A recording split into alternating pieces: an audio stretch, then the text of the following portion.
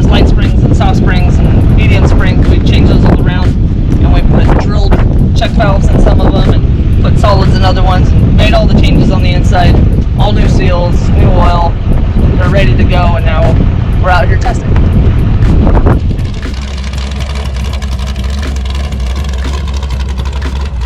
So what we're doing is testing this car red.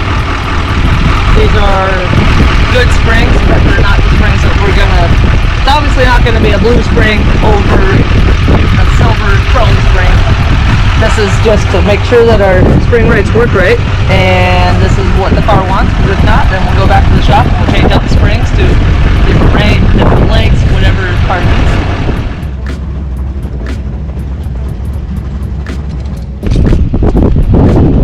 Adjusting the bypass tubes, and actually get asked that question a lot, like how do you adjust bypass tubes? How do you measure that? How do you count that? Well, on my tool, right, on my little Allen for boxes, I use a cutoff wheel and I cut a little line into it, and then I fill it with yellow paint pen so I can see it and count one revolution at a time. So sometimes, like, these boxes are really tricky and they can be very finicky with one whole turn. So sometimes we'll get down into quarter turns. But starting with the one, like this is, that's where the line starts. So you do one full revolution, the line stops there again. That's one turn in. Also count the other way. You could go, you could have already started with it bottomed out and count out. That would be the correct way to do it, but we started with them wide open. I know that this car's going to need to flow a lot, so this tube's going to stay wide open. And we're just going to, we're starting really soft because the guy wants a nice comfortable ride, and so the ultimate smooth, and then we're going to chase it until it stops bottoming out, and then that's the smoothest we could possibly have it and still be able to drive hard enough to not bottom out. That's the idea. So 1, 2, 3, 4, 5, 6.